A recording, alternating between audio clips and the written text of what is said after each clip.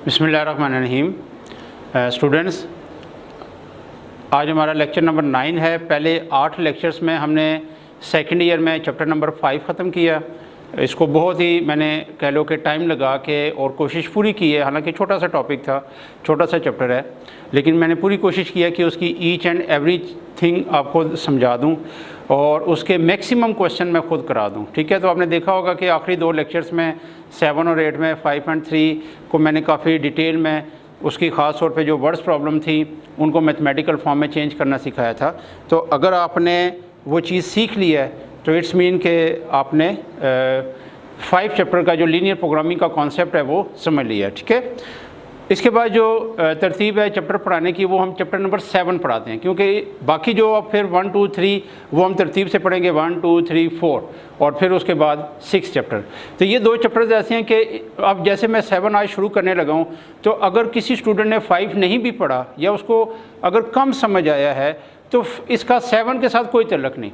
इसी तरीके से अगर किसी ने 7 नहीं पढ़ा उसको 5 में कोई प्रॉब्लम पेश नहीं आएगी। यानी ये दोनों चैप्टर्स इंडिपेंडेंट है कि इसमें दोनों का अलग कॉन्सेप्ट है और ये दोनों ऐसे चैप्टर हैं कि जो किसी और के साथ लिंक नहीं है। तो इसलिए हम कोशिश यही करते हैं कि पहले ये 2 चैप्टर्स पढ़ा दिए जाएं कि अगर कहीं पे स्टूडेंट्स क्लास को ज्वाइन करते करते थोड़ा सा टाइम ले लेते हैं या कहीं पे लेट ज्वाइनिंग करते हैं तो उनके लिए जो पहले से बेस बनी होती है किसी चैप्टर की वो इशू ना करे। क्योंकि जब हम चैप्टर नंबर 1 शुरू करेंगे तो चैप्टर नंबर 1 जो है ये बेस है चैप्टर नंबर 2 की और चैप्टर नंबर 2 जो है ये बेस है चैप्टर नंबर 3 की। तो इसलिए वो मैं चाह रहा हूँ कि उस टाइम तक हम ये शुरू में पहले 2 आसान चैप्टर कर लें। तो इन 2 चैप्टर में ऐसा है कि आपके 2 लॉन्ग क्वेश्चन तैयार हो जाएंगे और 1 से 2 शॉर्ट क्वेश्चन भी तैयार हो सकते हैं। चैप्टर नंबर 7 है हमारा बेटा वेक्टर्स।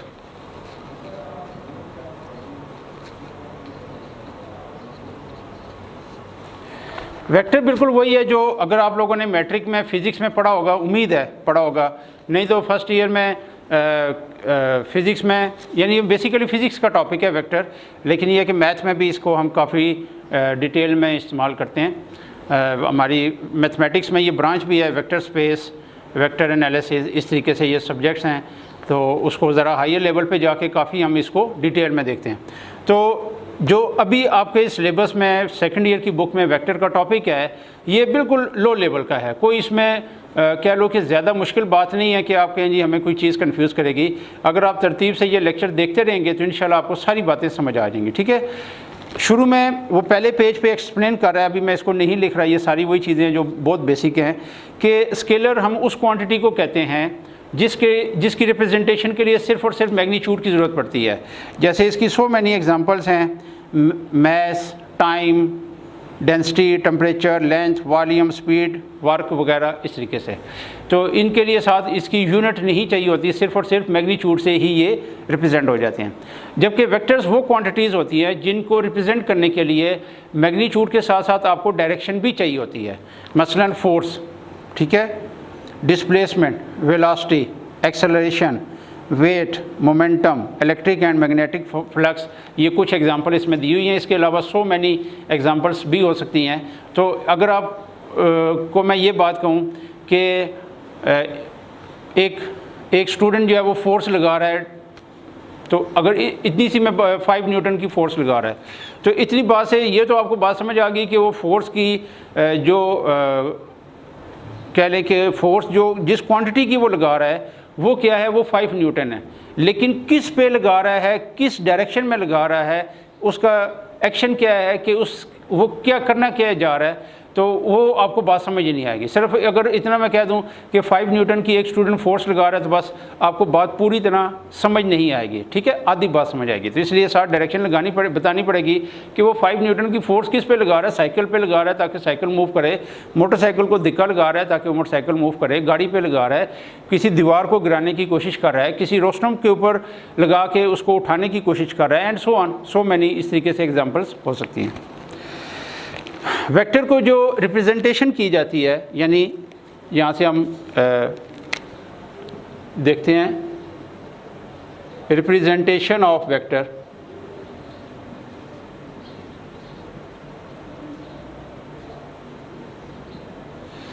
अच्छा, एक तो तरीका ये है कि वेक्टर्स को हम स्मॉल लेटर्स में शो करें, जैसे ये A, B, C, U, V, W etcetera. अब क्योंकि वेक्टर का हम टॉपिक पढ़ रहे हैं तो वैसे देखने से ए जो है, फ़र्ज़ करें इसकी वैल्यू 5, तो वो कैसे पता चलेगा कि ये 5 जो है वो स्केलर को रिप्रेजेंट कर रहा है या वेक्टर को? तो वेक्टर के लिए इसका एक अपना सिंबल है, या तो इनके ऊपर आप एरो डाल दें यूँ सारों के ऊपर,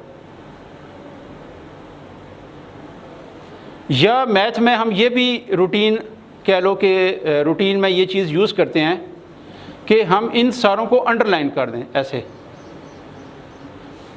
अंडरलाइन करेंगे तो सिर्फ लाइन सेगमेंट आएगा, एरो नहीं आएगा, ये याद रखना है। एरो कब आएगा? जब आप ऊपर लगाएंगे, और एरो भी one direction, left to right, ठीक है। इस तरह यानी यूँ नहीं लिखा जाता वेक्टर को, इस डायरेक्शन में नहीं लिखा जाता, हमेशा लेफ़्ट टू राइट जो डायरेक्शन बनती है एरो की, आप वो एरो यूज़ करेंगे। या ये यूज़ कर लें, या क्या करें, अंडरलाइन यूज़ करें। अंडरलाइन में फिर ये क्या होगा, एरो नहीं होगा, सिर्फ अंडरलाइन होगा, ठीक है। इसी तरीके से ये आपने आई, जे, के, ये यूनिट वेक्टर आपने पढ़े हुए हैं, इसके लिए आपने फिज़िक्स में ये कैप साइन पढ़ा होगा, यूँ ऐसे। तो आप ये कैप साइन भी यूज़ कर सकते हैं, नहीं तो मैथ में आपको ये नज़र यूँ आएंगे अंडरलाइन हुए ऐसे। तो आई जे के क्यों, अगर आई जे के होगा तो या कैप साइन यूज़ करेंगे वेक्टर के लिए, या फिर अंडरलाइन यूज़ करेंगे, ठीक है। इसी तरीके से अगर दो पॉइंट्स को मिला के आपने वेक्टर बनाया है ए और बी, तो जिस पॉइंट से स्टार्ट किया है एरो उससे दूसरे की तरफ आएगा। यानी अगर आपने ए पॉइंट से बी पॉइंट की तरफ मूव किया है तो ए बी और फिर ऊपर वेक्टर होगा। अगर आप बी वेक्टर से ए की तरफ आते हैं तो फिर क्या होगा, बी ए वेक्टर होगा, ठीक है। ये तो हो गई इसकी रिप्रेजेंटेशन। एक रिप्रेजेंटेशन और भी है कि इसको बोल्ड करके लिखा जाए। बोल्ड जब हम करेंगे तो ना तो उसके ऊपर एरो डालेंगे ना अंडरलाइन, लेकिन ये जो बोल्ड करने वाली ऑप्शन है ये नॉर्मली प्रिंटिंग, जैसे बुक्स की प्रिंटिंग है, इसमें वेक्टर को शो करना है तो ये उसके लिए होती है। हम रूटीन में बोल्ड वाली जो ऑप्शन है वो यूज़ नहीं करते। मैग्नीट्यूड क्या होती है? मैग्नीट्यूड इसको नॉर्म भी बोलते हैं या लेंथ भी बोलते हैं। तो मैग्नीट्यूड का मतलब ये है कि फ़र्ज़ करें ये ए वेक्टर है, ए पॉइंट है और ये बी पॉइंट है, इन दोनों को मैंने ज्वाइन किया तो ये वेक्टर बन गया। तो इस पॉइंट ए से लेके पॉइंट बी तक ये डिस्टेंस कितना है, ये लेंथ कितनी है, ठीक है। तो इसके लिए ये होता है कि फ़र्ज़ करें हमारे पास ए बी कोई भी वेक्टर था, एक्स आई प्लस वाई जे, फ़िलहाल अभी हम 2 डायमेंशन है, 7.2 में जाके 3 डायमेंशन भी पढ़ेंगे तो कोई इशू नहीं, जब वहाँ पहुँचेंगे तो फिर उसके लिहाज से देख लेंगे। तो ए बी वेक्टर के साथ 2 पैरेलल लाइंस ड्रा करेंगे तो ये मैग्नीट्यूड या डिस्टेंस के लिए अप्लाई होता है सिंबल। ये आ जाएगा फर्स्ट कंपोनेंट का स्क्वायर प्लस सेकंड का स्क्वायर, और इसी तरीके से अगर जी कंपोनेंट होगा तो प्लस थर्ड कंपोनेंट का स्क्वायर, ऐसे आ जाएगा, ठीक है। यूनिट वेक्टर आगे वो मैं लिखता नहीं हूँ, जस्ट आपको पता है कि यूनिट वेक्टर क्या होता है। यूनिट मीन 1, तो ऐसा वेक्टर जिसकी मैग्नीट्यूड 1 होती है उसको क्या बोलते हैं, यूनिट वेक्टर। इसी तरीके से नेक्स्ट पेज पे आप देखेंगे वहाँ पे आपको नल वेक्टर या ज़ीरो वेक्टर मिलेगा। तो जैसा कि नल या ज़ीरो नंबर्स में ज़ीरो होता है, यानी उसकी वैल्यू मीन के वो कोई किसी भी क्वांटिटी को शो नहीं कर रहा, एक सिंबल है ज़ीरो के, नथिंग, कुछ भी नहीं। जैसे मेरी जेब में 10 रुपीज़ थे, वो 10 रुपीज़ मैंने खर्च कर दिया तो अब मेरी जेब में कितने पैसे हैं, 0 रुपीज़, ठीक है, यानी कुछ भी नहीं बचा है। इसी तरीके से वेक्टर्स में ये होता है कि अगर किसी वेक्टर की मैग्नीट्यूड 0 आ जाए तो वेक्टर की मैग्नीट्यूड कब 0 आती है कि उसका स्टार्टिंग और एंडिंग पॉइंट वही है, यानी जिस पॉइंट पे वो है वो उधर ही है। तो इस केस में उसकी कह लें कि लेंथ क्या हो जाएगी, 0 आ जाएगी, ठीक है। तो a vector whose magnitude is 0 is called null vector और ज़ीरो वेक्टर, ठीक है। इक्वल और पैरेलल वेक्टर्स, ये बहुत इंपॉर्टेंट पॉइंट है। इक्वल वेक्टर्स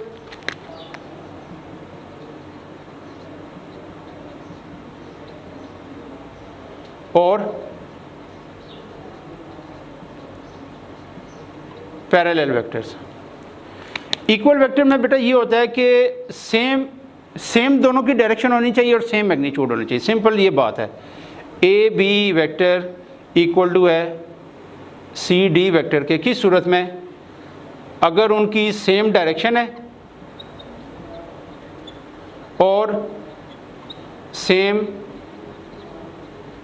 मैग्नीट्यूड है। ये दो बातें याद रखनी है, क्योंकि वेक्टर में दो चीज़ें होती हैं, मैग्नीट्यूड एंड डायरेक्शन। तो दोनों के लिहाज से डायरेक्शन भी सेम होनी चाहिए और मैग्नीट्यूड भी सेम होनी चाहिए। जबकि पैरेलल वेक्टर में ऐसा होता है कि एक वेक्टर दूसरे का सम स्केलर मल्टीपल हो रहा होता है। जैसे इसको मैं कोई नाम दे दूं d टाइम सी डी, या n टाइम, चलें n डिफरेंट करने के लिए, कि एक वेक्टर अगर दूसरे का सम टाइम है, सम टाइम मीन जैसे मैं कहूँ जी ए बी वेक्टर जो है वो सी डी का 2 टाइम है, या ए बी वेक्टर जो है वो सी डी का -½ टाइम है। तो कोई भी साइन आ सकता है, प्लस टाइम भी आ सकता है, माइनस टाइम भी आ सकता है, 1 2 3 की फॉर्म में भी आ सकता है, ओवर की फॉर्म में भी आ सकता है। तो अगर एक वेक्टर दूसरे का सम टाइम हो जाए, +1 टाइम नहीं, +1 टाइम होगा तो पैरेलल के साथ वो फिर इक्वल भी हो जाएगा। लेकिन अगर वो 2 टाइम 3 टाइम 4 टाइम इस पैटर्न पे आ जाए, 1/2 1/3 1/4 ये पैटर्न आ जाए, या माइनस टाइम आ जाए, तो ये सारे के सारे केसेस क्या कहलाएंगे? Parallel vector. यानी दो वेक्टर्स कब पैरेलल होते हैं? जब एक वेक्टर जो है वो सम टाइम ऑफ दूसरा वेक्टर बन जाए। ट्रायंगल लॉ,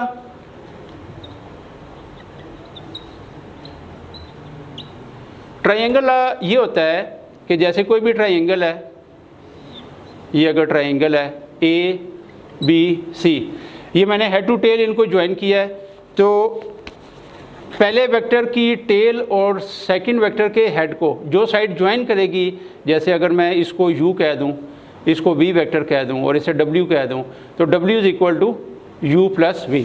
यानी ट्रायंगल लॉ ये कहता है कि हमेशा ट्रायंगल के अंदर एक साइड जो होगी वो बाकी दो का रिजल्टेंट होगी।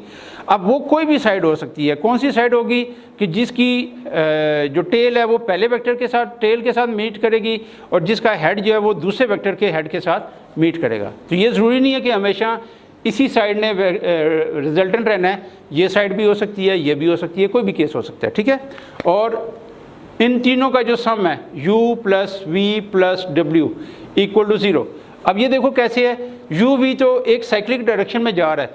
जब आप इस डायरेक्शन से यूँ जाएंगे ऐसे, ये एंटी क्लॉकवाइज, ठीक है, तो w का ये जो डायरेक्शन है वो अपोजिट हो जाएगी। तो w की जो वैल्यू है u प्लस v वो माइनस हो जाएगी, तो वो ये u प्लस v से कैंसिल हो जाएगा। यानी ट्रायंगल में अगर आप एक साइक्लिक पैटर्न पे जाएंगे, चाहे वो एंटी क्लॉकवाइज हो या क्लॉकवाइज हो, उसका सम क्या होगा? तीनों वेक्टर्स का 0 होगा। इसी के साथ आखिरी है पैरेललोग्राम लॉ।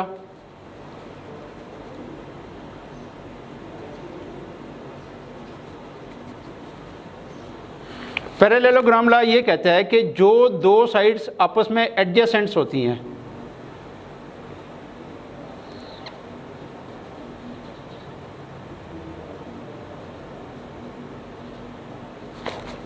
जैसे इसको मैं नाम दे दूं ए बी सी डी, तो ए बी और ए डी ये आपस में एडजेसेंट हैं, यानी आपस में ये स्टार्टिंग पॉइंट से जुड़ी हुई हैं। तो इनके बीच से जो डायगोनल पास करेगा वो इनका रिजल्टेंट होगा। ये अगर u वेक्टर है, ये v वेक्टर है, तो w is equal to u plus v। यानी जो डायगोनल होगा जिन दो साइड्स के बीच में से पास कर रहा है, वो डायगोनल उन दोनों एडजेसेंट साइड्स का रिजल्टेंट होगा।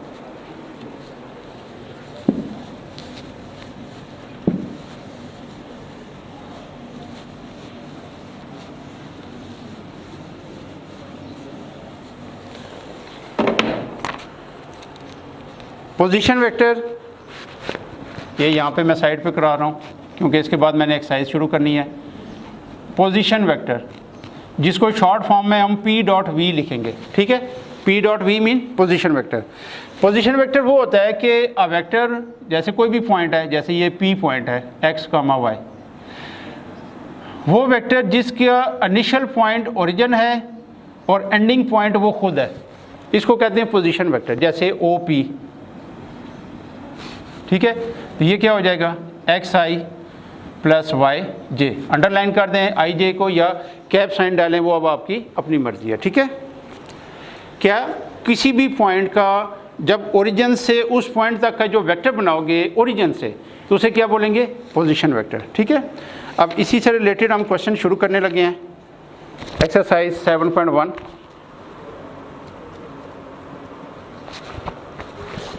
फर्स्ट क्वेश्चन में वो कह रहे हैं कि right the vector P Q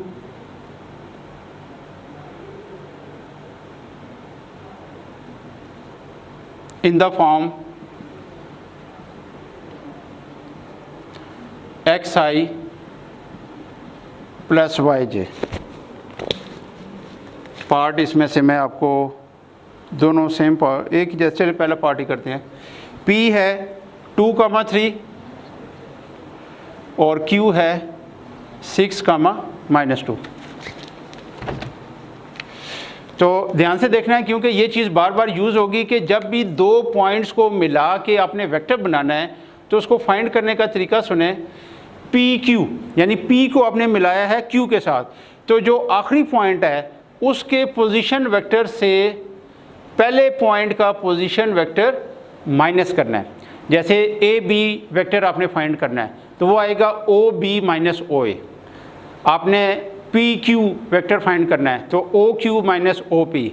आपने यू वी वेक्टर फाइंड करना है तो O V minus O U, यानी लास्ट वाले पॉइंट के पोजीशन वेक्टर से पहले वाले पॉइंट का पोजीशन वेक्टर माइनस करना है। और पोजीशन वेक्टर अभी मैंने आपको बताया कि फर्स्ट कंपोनेंट के साथ आई, दूसरे कंपोनेंट के साथ जे। अब ओ क्यू ये देखें, ये 6i माइनस 2j, ये ब्रैकेट में लिखें माइनस। अब p को लिखें 2i plus 3j, bracket open कर दें। 6i minus 2j minus 2i minus 3j। तो इसमें को सॉल्व कर लें। 6i में से 2i निकल गए 4i माइनस 5j। तो ये पी क्यू वेक्टर आ गया जो कि i और j की फॉर्म में आ चुका है।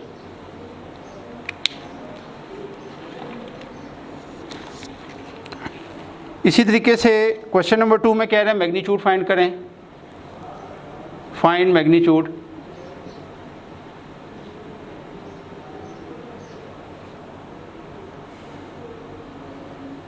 फर्स्ट पार्ट है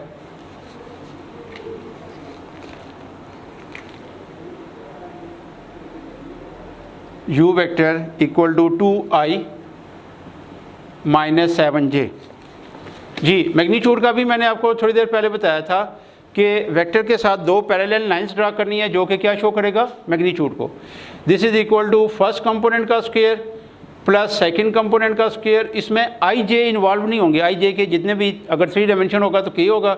अभी हम 2 डायमेंशन कर रहे हैं 7.1 में, तो बस i का जो कोफिशिएंट है उसका स्क्वायर और बीच में प्लस आएगा। माइनस जो होगा वो ब्रैकेट के अंदर आएगा। तो ये आ गया 4 प्लस 49 जो कि √53 आ गया।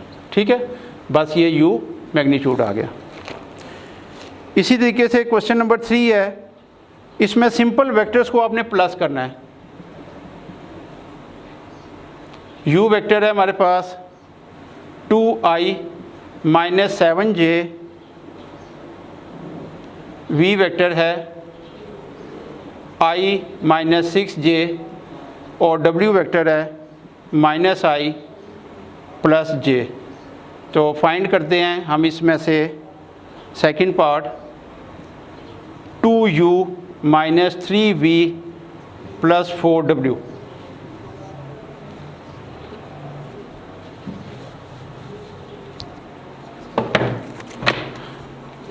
जी, तो इसको दोबारा लिखें 2u